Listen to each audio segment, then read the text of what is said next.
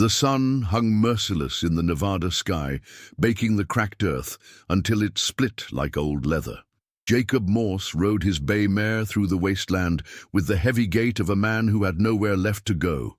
His shadow stretched long behind him, a dark reminder of the lives he'd taken and the blood on his hands that no amount of desert wind could wash clean.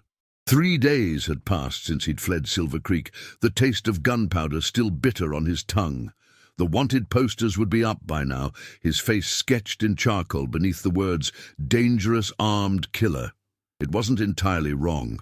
Jacob had killed before, would kill again if cornered, but the man they'd painted him as, cold, ruthless, without conscience, that wasn't the whole truth. Sometimes the whole truth was too complicated for a piece of paper. The mare stumbled, and Jacob pulled up short, scanning the horizon for any sign of water or shelter. Nothing but endless sage and the skeleton remains of Joshua trees, their arms reaching skyward like the prayers of the damned. He was about to spur the horse forward when he heard it, a sound so faint it might have been the wind playing tricks on him. A cry, human, desperate. Jacob dismounted slowly, his hand instinctively moving to the Colt at his hip. In this country, sounds like that usually meant trouble, and trouble was something he'd been trying to outrun for the better part of a year. But something about the cry, the raw desperation in it, made him pause. It came again, weaker this time, carried on the hot breeze like a prayer that had lost its way. He followed the sound through a maze of red rock formations, the mare's hooves echoing off the canyon walls. The cry led him deeper into the labyrinth, past ancient petroglyphs that seemed to watch him with hollow eyes. The air grew thicker here, heavy with the scent of sage and something else, something that made his stomach turn. Blood, fear, death waiting patiently in the shadows. Then he saw her. She lay crumpled against a boulder, her buckskin dress torn and stained with blood. A Lakota girl, no more than 16, her long black hair matted with dust and sweat. Her face was swollen, one eye sealed shut from bruising, her lips cracked and bleeding. But it was her legs that made Jacob's stomach lurch, both badly broken, twisted at unnatural angles, the bones visible through torn skin. Around her, the ground was disturbed, marked with boot prints and the signs of a struggle. Someone had beaten her, broken her, and left her here to die slowly in the desert heat. The cruelty of it, the calculated malice, made something dark and familiar stir in Jacob's chest. She looked up at him through her one good eye, and in that gaze, Jacob saw something that cut through him like a blade. Not fear, but resignation. She expected him to finish what someone else had started. Expected him to draw his gun and put her out of her misery or worse, to take advantage of her helplessness before leaving her to the buzzards. "Easy," he said, dismounting and approaching slowly, hands visible. "I'm not here to hurt you." She said nothing, just watched him with that terrible acceptance, as if violence from white men was as natural as the sunrise. Her breathing was shallow, labored, and Jacob could see the fever building in her dark eyes. Without water, without medicine, she had maybe a day left. Jacob knelt beside her, careful not to move too quickly. Up close, he could see the extent of her injuries. Rope burns around her wrists, bruises that told the story of fists and boots, and those legs that would never heal right without proper care. But there was something else. Something that made his blood run cold. Carved into the rock beside her head was a crude symbol, a cross with a circle around it, the mark of the White Brotherhood, a group of vigilantes who had appointed themselves judges and executioners of anyone they deemed unworthy of life. "Who did this to you?" he asked, though he already suspected the answer. There were ranchers in these parts who considered any Indian a threat, especially young ones who might grow up to seek revenge for past wrongs. The White Brotherhood had been gaining power in the territory, spreading their poison from town to town like a plague. She spoke then, voice barely a whisper. "Soldiers said I stole horse. I was just looking for water." Jacob's jaw tightened. He'd served briefly in the cavalry himself. knew the type of men who wore the uniform but had forgotten the honor that was supposed to come with it. Men who saw an Indian girl alone and decided she was fair game for their frustrations and prejudices. But soldiers didn't usually carve symbols into rocks. This had been something else, a message, a warning to others who might pass this way. "Can you ride?" he asked, though looking at her legs he already knew the answer. She tried to move and gasped, tears streaming down her bruised cheeks. "No, leave me. I will die here with honor." Something in her words, the quiet dignity even in her pain, reminded Jacob of his younger sister Mary, who had spoken the same way when the fever took her. Brave to the end, accepting death rather than begging for a life that might not be worth living. But Mary had been surrounded by family, had died in a warm bed with people who loved her. This girl would die alone, forgotten, her bones bleaching in the sun, like so many others who had fallen to the expanding frontier. "No," he said firmly, "nobody dies on my watch. Not today." Jacob had carried wounded men before, knew how to move someone without causing more damage. He tore strips from his shirt to make crude splints, working as gently as he could while she bit back screams. When he touched her broken legs, she nearly fainted from the pain, her small hands gripping his wrist so tightly her knuckles went white. "What's your name?" he asked, trying to keep her conscious, keep her focused on something other than the agony. "Sarah," she whispered, then corrected herself. "White name. My real name is Ayanna." "Ayanna," Jacob repeated, tasting the unfamiliar syllables. "That's a beautiful name. What does it mean?" "Eternal. Eternal blossom." She managed a weak smile through her tears. "My grandmother chose it. Said I would bloom even in the darkest places." Jacob felt something crack inside his chest, some wall he'd built to protect himself from caring too much. "Well, Ayanna, I'm Jacob, and I'm going to get you somewhere safe." When he finally lifted her onto his horse, she fainted from the pain, her head lolling against his chest. Jacob could feel her heartbeat, rapid and irregular, could feel the fever burning through her small body. He had to get her to shelter, had to find medicine, had to somehow undo what evil men had done to her. The ride to his hideout took 3 hours, Jacob walking alongside the mare to keep from jostling his passenger. Every step was agony for both of them, for her because of the broken bones grinding together, and for him because he could feel her slipping away with each labored breath. The sun was setting by the time they reached the abandoned mine shaft where he'd been camping, a forgotten relic from the silver boom that had carved up these mountains 20 years ago. Inside the mine, Jacob had set up a sparse camp, bedroll, cooking pot, medical supplies stolen from a doctor's office in Reno. He laid the girl on his blanket and lit a lantern, the flickering light revealing the full extent of her injuries. Her breathing was shallow, her pulse weak. Without proper medical attention, she would die within days. Jacob had learned field medicine during the war, had sewn up more wounds than he cared to remember. But this was different. This was a girl who had every reason to hate him, to see him as just another white man who would use her and discard her. Yet as he worked through the night, cleaning wounds and setting bones, she never once tried to stop him. Even in her delirium, she seemed to understand that he was trying to help. He boiled water over his small fire, using it to clean the worst of her wounds. The rope burns around her wrists were infected, the skin angry and swollen.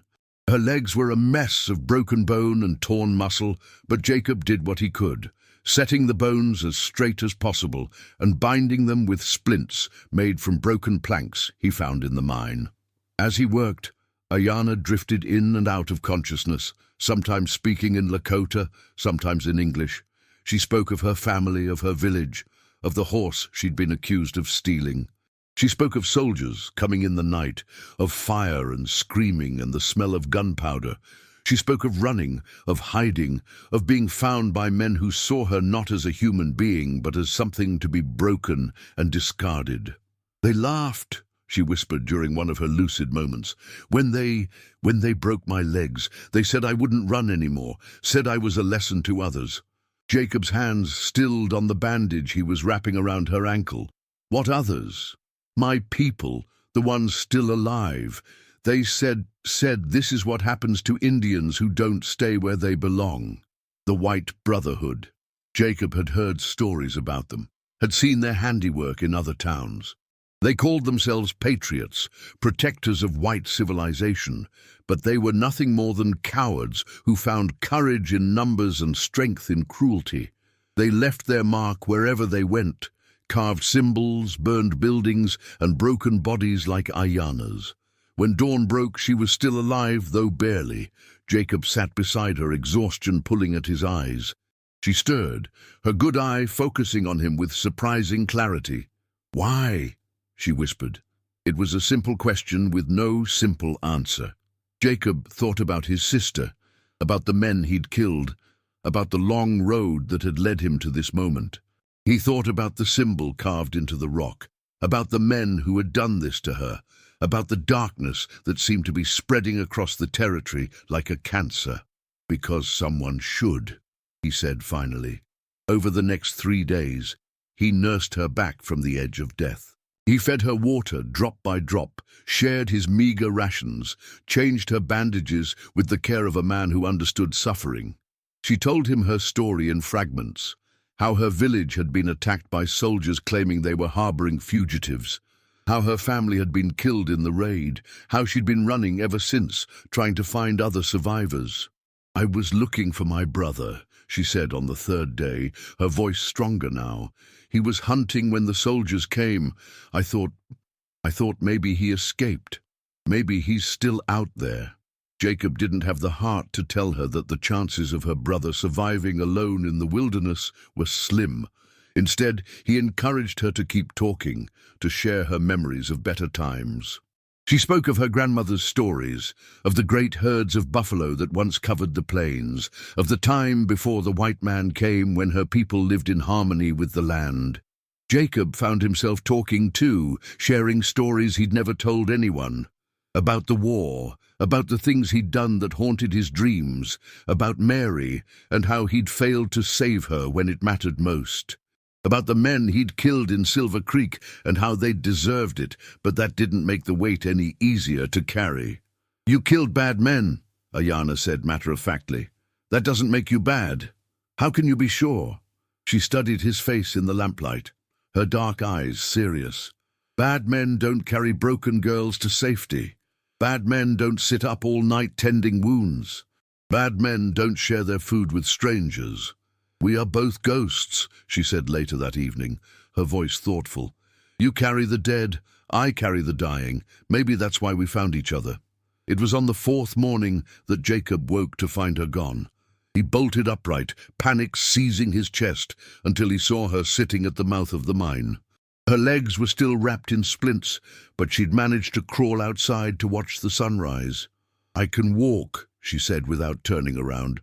"Not far, but I can walk." Jacob joined her, and together they watched the sun paint the desert in shades of gold and crimson. It was beautiful, this harsh land that had tried to kill them both, beautiful and terrible like so many things in life. "I've been thinking," Ayana said quietly, "about what you said, about someone should. I think maybe that's why we're here, why we survived when so many others didn't." "What do you mean?" She pointed toward the horizon, where dust clouds were beginning to rise from the valley floor. "Someone's coming, and I think they're coming for us." Jacob reached for his rifle, but Ayana shook her head. "No, not enemies. Look at the way they ride." Jacob studied the approaching riders more carefully. There were perhaps 20 of them, moving in formation but not aggressively. They carried lances and bows, but their weapons weren't at the ready. As they drew closer, he could see they were Lakota warriors, their horses painted for war, but their bearing suggesting something else. "How can you tell they're not hostile?" Jacob asked. "Because they're my people," Ayana said simply, "and they're not riding to attack. They're riding to find something or someone." The riders crested the ridge an hour later, and Jacob's blood ran cold. 20 Lakota warriors, painted for war, their faces hard as the stone around them. At their head rode a man Jacob recognized from wanted posters, Chief Red Eagle, a leader who had never bent the knee to the white man's government. Jacob raised his rifle, knowing it was useless against so many, but determined to give Ayanna time to escape. "Get back inside," he told her. "No," she said, struggling to her feet. "These are my people." The warriors surrounded them, weapons drawn, but their leader held up a hand. Red Eagle dismounted and approached slowly, his eyes moving between Jacob and Ayanna. When he saw her injuries, his face darkened like a thundercloud. "Ayanna," he said, his voice thick with emotion, "we have been searching for you." "Uncle," she replied, and Jacob realized this was more than just a rescue. This was family. Red Eagle knelt beside his niece, his weathered hands gentle as he examined her injuries. When he saw the extent of the damage, his jaw tightened, and he spoke rapidly in Lakota to his warriors. Several of them shifted restlessly, hands moving to their weapons. "Who did this to you, daughter?" he asked, switching to English so Jacob could understand. Ayanna answered in Lakota, her voice clear and strong. She spoke for several minutes, gesturing occasionally toward Jacob. The chief's expression shifted as she talked, moving from anger to something that might have been surprise. When she finished, Red Eagle studied Jacob with new eyes. "She says you saved her life, that you could have left her to die, but you chose to heal her wounds." Jacob kept his rifle ready but didn't aim it. "She needed help. Many white men would have seen opportunity in her suffering. You saw responsibility." Red Eagle paused, his weathered face thoughtful. "She also says you are being hunted, that you killed bad men who deserved to die." "That's about the size of it," Jacob replied. Red Eagle spoke to his warriors in rapid Lakota, and they lowered their weapons. The chief turned back to Jacob, his expression grave, but not hostile. "My niece tells me you have been kind to her, that you have cared for her as a father would care for his daughter. This is a rare thing in these dark times." Jacob felt the weight of the chief's words, the gravity of what was happening. "I did what anyone should do." "No," Red Eagle said firmly, "you did what few would do. You saw a broken bird and chose to mend her wings, even when it put your own life at risk." The chief stood, his presence commanding immediate attention from both Jacob and his warriors. "In our way, a life debt must be honored. You gave my daughter her life back. Now we give you yours." He gestured toward the valley, where dust clouds were rising in the distance. "There are men down there, following your trail. They will not find you here." Jacob looked down at the distant dust clouds, realizing for the first time that he'd been followed. "You don't owe me anything." "Honor is not about owing," Red Eagle replied. "It is about doing what is right, even when it is hard, even when it is dangerous." The chief's warriors spread out through the rocks, taking positions that would give them clear shots at anyone approaching the mine. Jacob watched them work, these men who had every reason to hate him, putting their lives at risk for a stranger who looked like their enemies. "Why?" he asked, echoing Ayanna's question from days before. Red Eagle smiled, and for the first time Jacob saw the resemblance between the chief and the girl. "Because someone should," he said, using Jacob's own words. As the warriors took their positions, Red Eagle shared his own story. He spoke of the village that had been destroyed, of the family members who had been killed, of the survivors who had been scattered to the winds. He spoke of the months of searching, of following cold trails and chasing false hope. "Ayanna is the last of her line," he said, his voice heavy with grief, "the last keeper of our family's stories. When we found the place where she had been taken, when we saw the blood and the signs of struggle, we feared the worst." "How did you find us?" Jacob asked. "We followed the tracks, your horse, her blood, the path you took through the rocks. But more than that, we followed hope. Sometimes, when all else fails, hope is enough to light the way." The posse arrived 2 hours later, 12 men from Silver Creek, led by Sheriff Hawkins, a man Jacob had once considered a friend.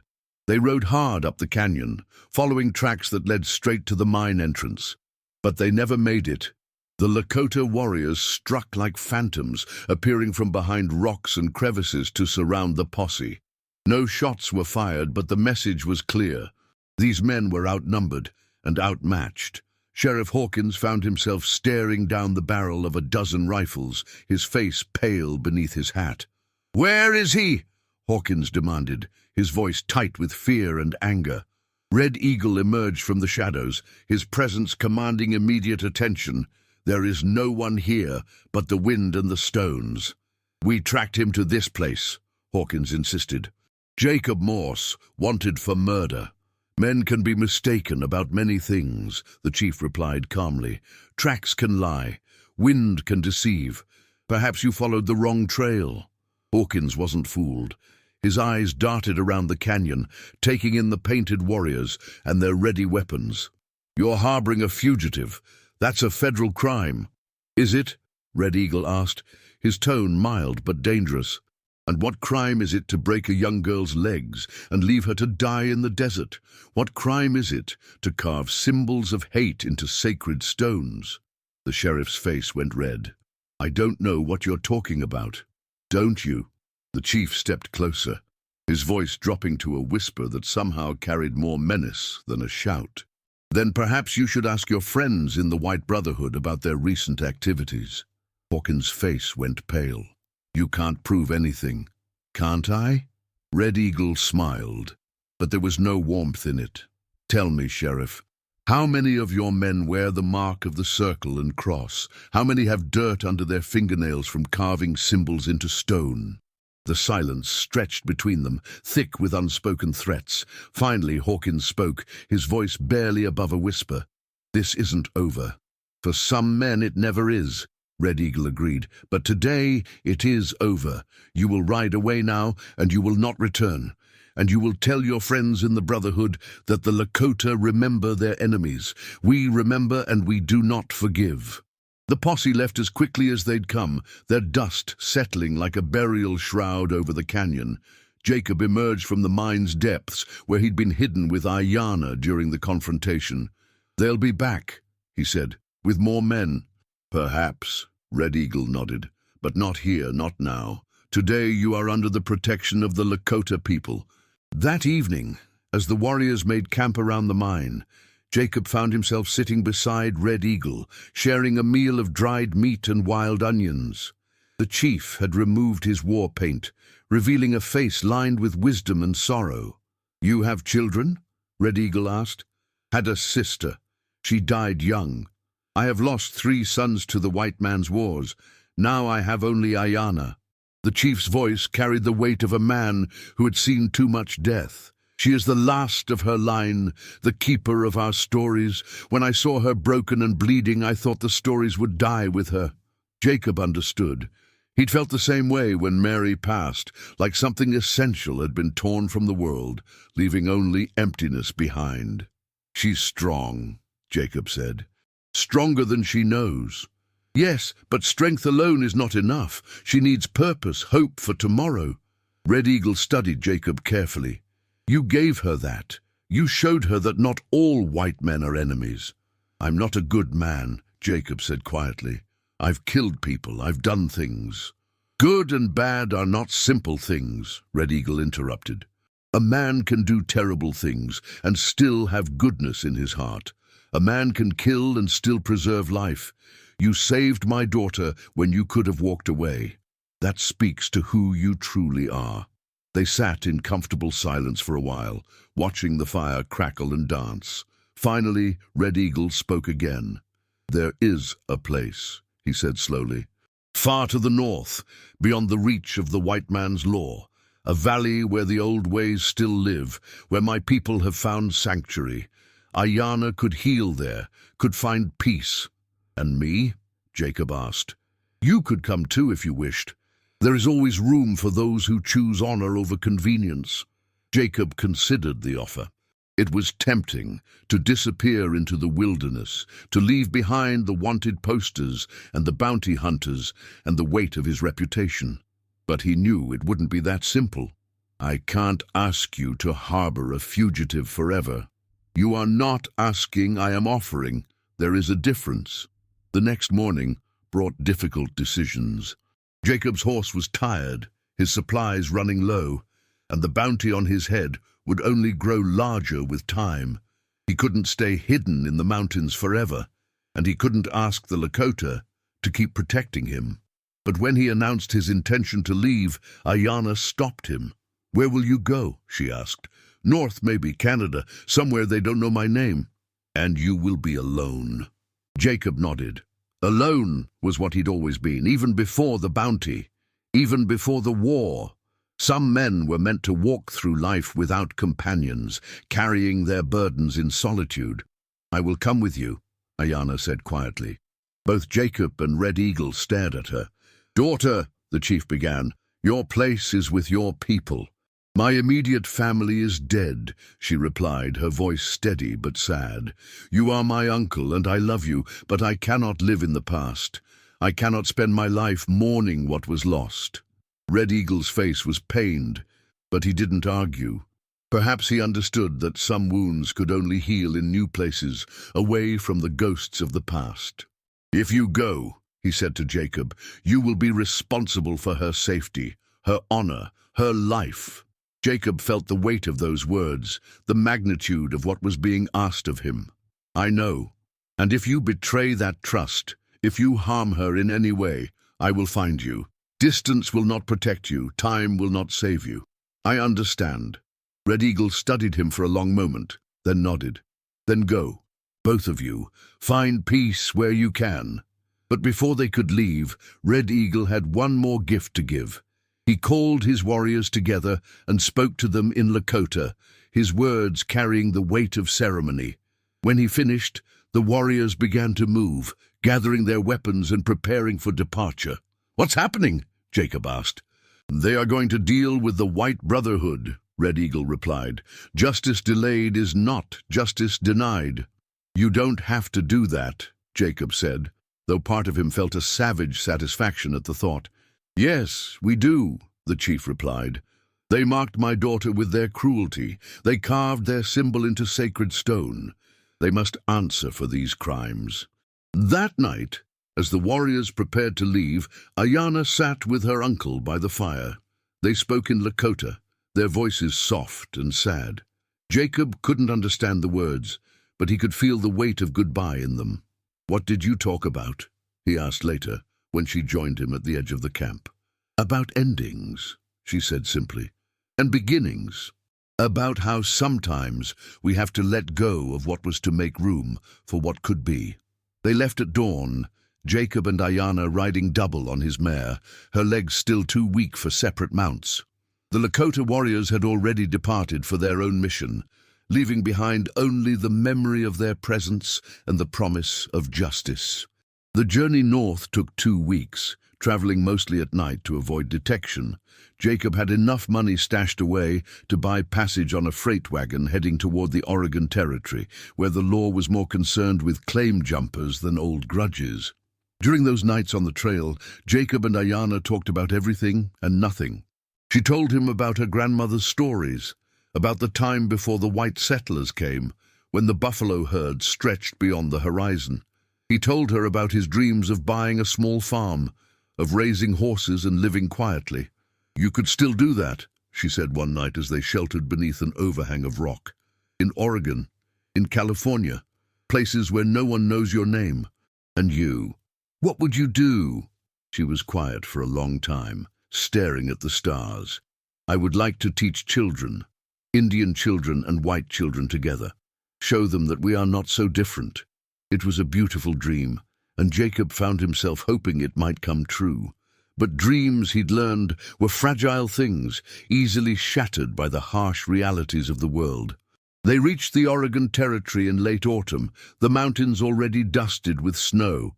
Jacob used the last of his money to buy a small homestead outside of Portland, a place where the neighbors minded their own business and the law was more concerned with keeping the peace than settling old scores. The farm was modest, a cabin, a barn, and 40 acres of good land. Jacob set about fixing the place up, repairing fences and preparing for winter.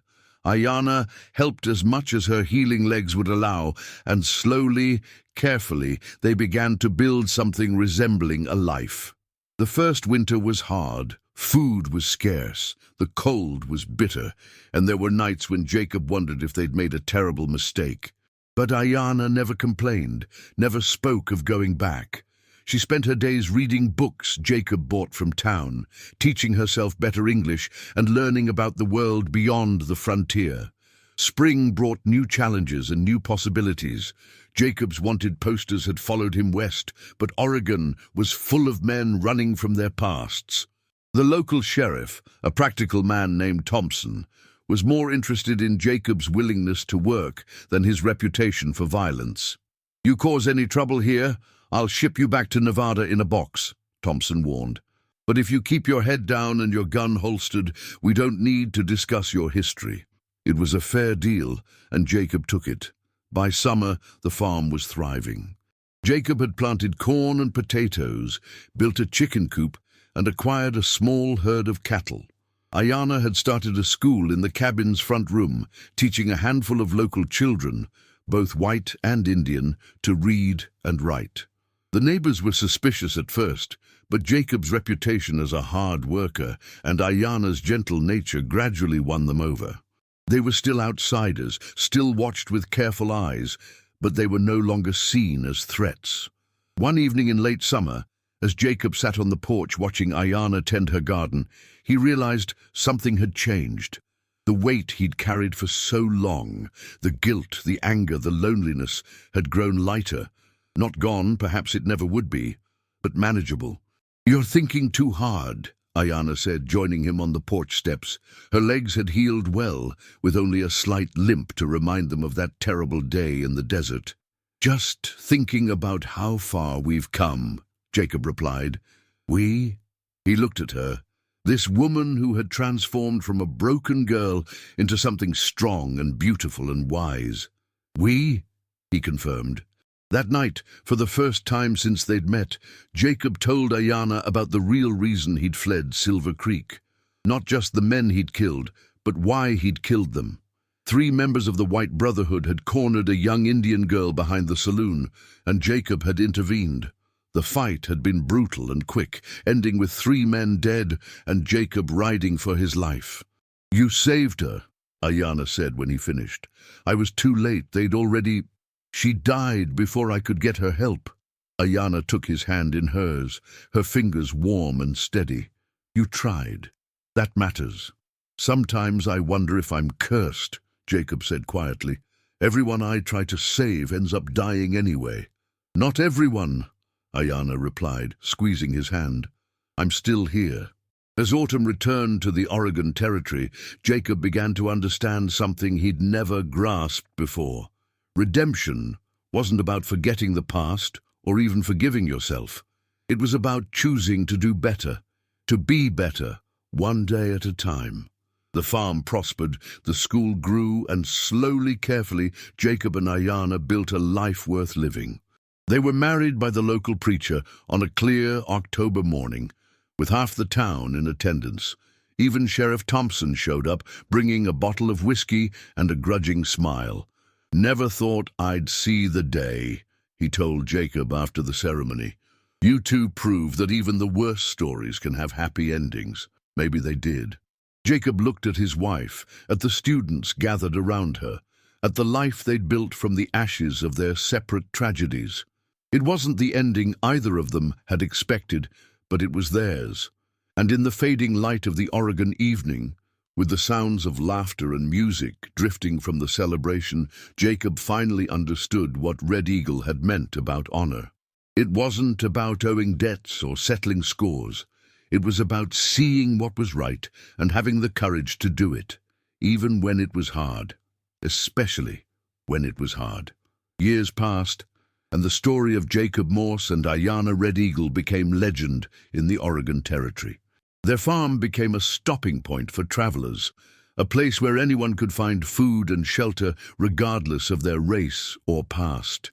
Ayana's school grew into a proper schoolhouse, and her students went on to become teachers and leaders in their own right. They had 3 children, 2 boys and a girl, who grew up knowing both their mother's stories and their father's redemption. They learned to ride horses and plant crops, to read books and speak Lakota, to see the world not as it was, but as it could be. And sometimes, when the wind was right and the moon was full, travelers would bring news from the south, news of the White Brotherhood, scattered and broken by a ghost band of Lakota warriors who struck like lightning and vanished like smoke. News of justice served and debts paid, of a reckoning that had been long overdue. Red Eagle visited once, years later, his hair now white as snow, but his eyes still sharp. He stayed for a month, telling stories to his grandchildren and sharing wisdom with the man who had saved his daughter's life. "You did well," he told Jacob on the night before he left. "You chose the harder path, but it was the right one." "Sometimes the right path is the only one worth walking," Jacob replied. The chief smiled. "Now you understand." In the quiet moments, when the wind whispered through the wheat fields and the stars shone bright over the mountains, Jacob and Ayanna would sit on their porch and remember. They would remember the desert and the mine shaft, the broken legs and the fever dreams, the moment when 2 broken souls found each other in the darkness and chose to heal together. And they would tell their children, as Red Eagle had told them, that sometimes the greatest victories are won not with guns or armies, but with simple acts of kindness shown to strangers who need them most. Because someone should, because honor demands it, because love, real love, is always worth fighting for, and in the end, that was enough.